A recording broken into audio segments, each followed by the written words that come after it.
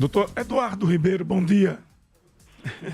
Bom dia, Narciso. Prazer enorme estar com você e com seus ouvintes nessa manhã. Doutor Eduardo Ribeiro, bom dia. O senhor fala com João Figueiredo. Bom dia, João Figueiredo. Prazer enorme falar com você também. Prazer é meu amigo. Eu estou dando um suporte, Narciso, aqui ainda com a voz afônica. Ontem nós noticiamos aqui uma decisão judicial que tem como foco bens, digamos assim, do senador Rogério Carvalho para um pagamento de dívida. Um deles na Faria Lima, em São Paulo, e o outro um terreno que está arrendado aí para a rede Atacarejo.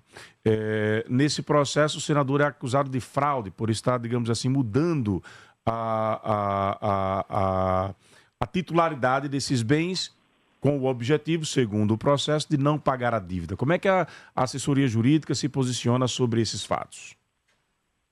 Pois bem, Narciso, realmente a alegação de fraude surgiu no processo, no cumprimento da sentença, mas surgir uma alegação de fraude não significa dizer que a fraude de fato exista, tá? Deixa eu fazer um breve relato da história desse processo que vocês, seus ouvintes, entenderão com facilidade. O processo é uma cobrança oriunda de débito da campanha para senador de 2014. Nessa campanha, o Partido dos Trabalhadores assumiu a dívida decorrente dessa despesa, que é a despesa com gráfica, porque estaria dentro daqueles normativos que permitem gastos de campanha com verba pública, ok? Acontece que o Partido dos Trabalhadores não pagou. Como não pagou, o senador Rogério Carvalho foi incluído na relação jurídica como devedor solidário. Eu, como advogado, e mais tarde lhe digo daqui a pouco, não o considero devedor solidário disso. Acho que ele é simplesmente um devedor subsidiário. Mas, enfim, isso é uma questão que eu destrincharei daqui a pouco. Vamos seguir com a história. A história é que o Partido dos Trabalhadores não pagou a dívida e o credor continuou com a execução, com a cobrança. Nós estamos na fase de cumprimento da sentença. No cumprimento da sentença, foi penhorado dinheiro do Partido dos Trabalhadores, 30 mil e poucos reais, que já foi entregue há alguns anos atrás, e foi penhorada uma casa, que é a casa sede do Partido dos Trabalhadores, aqui na Barão de Maruim, e essa casa foi adjudicada para os devedores. Bom, já tem uma redução do débito aí. A execução, então, continuou em relação ao senador Rogério e ao Partido dos Trabalhadores. Acontece que o Partido dos Trabalhadores não trouxe até agora pagamentos outros além desses. Independente da questão processual, o senador Rogério, que não tem interesse de ver seu nome ligado a esse tipo de situação e de processo, tem feito esforços no sentido de pagar essa dívida. Acontece que a dívida cresce estupidamente, e até em alguns momentos do processo nós temos rebatido esses valores. Juntamos, inclusive, recentemente, um laudo pericial que demonstra que o valor se situa em torno de metade do que o credor está exigindo. Para você ter uma ideia, o credor exige o pagamento atual de 4 milhões e 200 mil reais por gráficos, por material gráfico, e a gente fica a perguntar... Esse valor seria corrigido? Quanto material gráfico foi esse que se usou, que hoje, depois de ter sido abatido, ou de dever ser abatido, o valor da casa que foi adjudicada e o valor do dinheiro do Partido dos Trabalhadores, que já foi também entregue ao devedor, ao credor. Quanto foi pago até agora, doutor Eduardo? Olha, a casa foi avaliada por 750 mil reais. A execução começou por 1 milhão e cento e poucos mil reais, o começo da execução. A casa foi avaliada por 750 mil reais. Além disso, foi passado para o credor o valor encontrado numa conta do PT no valor de 30 mil reais. Então, 30 mil. Tem 780 mil reais. Evidentemente que tem correções, tem juros e mora de lá para cá, não tenha dúvida. Pelo valor inicial de 1 milhão e 200, teríamos aí 780 mil, então 1 milhão e 200 menos 780 mil, seria isso a diferença? A conta não é linear nesses termos, porque assim... começou por 1 milhão e 200, correu o tempo, depois entrou 750, então teria que se fazer a apropriação desses valores. Certo. De todo modo, mais de 50% do débito inicial foi pago. Já, mais de 50% já está pago. e ainda os credores exigem mais de 4 milhões de reais como saldo devedor. Nós, como advogados do senador, nós juntamos ao processo um pedido em embargo de declaração, numa decisão que decretou essa questão da fraude. A decisão reconheceu haver uma fraude à execução, uma fraude processual, tá? Não é fraude no sentido de crime, fraude processual da execução. E veja, nós pedimos que fosse definido qual o valor real do débito. Esse valor ainda não foi definido. A decisão de 1º de abril, que deveria se referir também a isso, foi silente em relação a esse valor. Enquanto isso, vamos agora à questão da transferência de bens, que é paralela a isso. O que se alega é que o senador Rogério tem bens na Faria Lima, que não tem, né? Se tiver, eu não tenho conhecimento desse bem, mas que tem um bem na cidade de Lagarto que ele teria transferido para terceiros. Veja, é um imóvel, antigamente um imóvel rural, hoje urbano, que foi adquirido pelos pais do senador Rogério no ano de 1977, em nome dos filhos menores. O senador era menor em púbere naquela época, 77.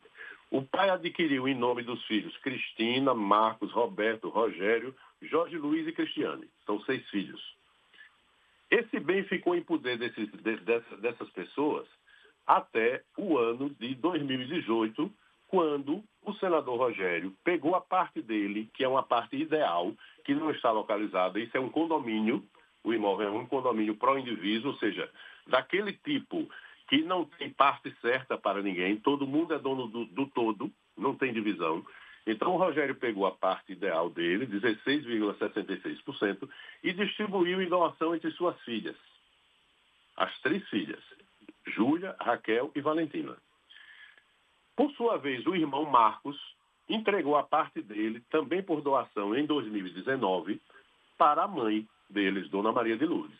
Ou seja, criou-se um condomínio que eram os outros 4 filhos do seu Norival, mais a mãe desses filhos e mais as filhas de Rogério. Essas pessoas constituíram uma sociedade patrimonial para cuidar desse imóvel. E esse imóvel foi alugado para essa empresa de supermercados e distribuição chamada Atacarejo, que tem feito uma distribuição de lojas no estado de Sergipe, no interior de Sergipe. Esse é o contrato de locação. Mas veja, por que não é fraude e por que o senador não quis desviar bens? Veja, o imóvel é dele desde 77 porque o pai doou. Em 2018, ele doou a parte dele para as filhas. As filhas constituíram com os outros herdeiros do pai de Rogério, constituíram a empresa Carvalho Patrimonial. Essa empresa que tem sede na Faria Lima, em São Paulo, mas é sede alugada. Né? Hoje você sabe que sede pode ser virtual. Né? Então, assim, não tem imóvel do senador Rogério. Então, esse da Faria Lima não tá no nome da empresa? E como é que ele vai parar no processo, então? Esse da Faria Lima não existe. Esse da Faria Lima existe um endereço na Faria Lima, que é o endereço dessa empresa, mas é uma sala alugada, na Faria Lima. Né? Então, assim, não é propriedade nem do senador Rogério, nem da Carvalho Patrimonial. É uma sala alugada na Faria Lima. O que tem de propriedade das filhas de Rogério passadas por ele são essas cotas na Sociedade Carvalho Patrimonial, totalizando 16,66%. E por que é que não tem fraude do senador? Porque isso foi feito muito antes da penhora. A penhora, nessa execução, foi registrada exatamente no dia 19 de novembro de 2004. Isso está na matrícula do imóvel, que eu posso lhe mandar por cópia, posso lhe mandar por WhatsApp para você conferir. A penhora foi feita no dia 19 de novembro de 2024. E a transferência para as filhas foi no dia 6 de dezembro de 2018. Muito tempo antes disso. Você só incorre em fraude à execução quando você tenta transferir para terceiros bens seus de sua propriedade que lhe deixem na insolvência. Não, você pode distribuir qualquer bem seu, você pode doar, você pode vender, desde que você não fique insolvente diante do seu credor. Ele distribuiu quando podia distribuir, ele não era insolvente. Além do mais, para que a fraude processual se caracterize, é necessário que haja registro de penhora ou má-fé dos adquirentes. Então, veja, O registro da penhora foi feito muito tempo depois dessa transferência e foi feito muito tempo depois da constituição da Carvalho Patrimonial, quando já não foi nem o senador que transferiu para Carvalho, para entregar os Agora, doutor Eduardo, diante desse quadro, quais são os passos que a assessoria jurídica vai dar para tentar resolver este imbróglio? De um lado, o PT que não colocou o dinheiro, do outro a empresa que ficou com a dívida, já teve sede penhorada, o PT hoje vive em uma sede alugada, e toda essa argumentação. E toda essa argumentação que está no processo. Como é que vai se dar esse desfecho? Veja, nós estamos diante de uma decisão de primeiro grau. Ainda é uma sentença de primeiro grau, em que se pretende, em que se postulou, que fosse definido o valor da dívida. Veja, Narciso, quando nós alegamos que essa dívida era excessiva, nós alegamos com base numa nova lei. Existe uma nova lei dos juros, que foi editada em julho de 2024, e essa lei veio para atender reclamos gerais da sociedade, porque até então não se sabia qual era o tipo da correção de dívida, qual era o tipo de encargos que recaía sobre diversos tipos de dívida. Antigamente se corrigia pelos índices do Tesouro Nacional, depois passou a CTR, depois passou a ser Selic. Então, assim, havia uma balbúrdia que o Superior Tribunal de Justiça já tinha se manifestado sobre isso e estava em vias de preparar uma espécie de súmula quando foi editada essa lei, que é uma lei de julho de 2014, que é a chamada Lei de Juros. É a Lei 14.905, do dia 1º de julho de 24. Quando você aplica os percentuais de correção e de juros de mora contidos nessa lei, essa dívida, que está sendo cobrada por 4 milhões, reduz de imediato para 2. Nós contratamos um perito contábil, ele produziu um laudo muito bem feito e nós anexamos ao processo, pedindo ao juiz que definisse. Pedimos a Vossa Excelência que defina se vai aceitar a planilha, vai aceitar os 4 milhões ou se vai determinar uma outra perícia do terceiro. E isso até agora não foi feito. Mas entenda, nós estamos em primeira instância discutindo. Ainda existem recursos para o tribunal em relação a isso, que nós não fizemos ainda porque não abriu o prazo. O prazo começou a abrir essa semana dessa decisão. Ainda há um longo caminho, então. O que é que vai acontecer? Em paralelo, independente de a gente insistir para que o juiz de primeira instância defina esse valor e o senador possa pagar, porque ele tem evitado esforço para pagar. E agora eu vou lhe dizer, apesar de não ser devedor principal, ele tem feito esforços o tempo inteiro para conseguir chegar a um bom termo e pagar essa dívida. E continua empenhado nisso. Então, nós estaremos pedindo ao meritíssimo juiz que, mais uma vez, se pronuncie sobre esse valor que nós arguímos que é o correto, ou então nós recorreremos para o tribunal. Isso será definido no tribunal. Mas, por enquanto, ainda tem N questões a serem discutidas nisso daí, e você não há de entender como se fosse uma questão protelatória que os devedores, em geral, usam para empurrar as suas dívidas adiante. Não é. É porque agora já existe um condomínio familiar, que é um condomínio que se estabeleceu com vistas a ter recursos para sobreviver, e essas pessoas serão atingidas por essa decisão judicial, se ela for mantida, porque a decisão determinou a paralisação das obras de implantação do atacarejo. Há uma decisão que atinge não apenas o senador Rogério Carvalho, mas atinge todos os outros integrantes dessa patrimonial, que são os signatários desse acordo com o atacarejo. E que não tem relação com a dívida, né? O próprio atacarejo que está em construção.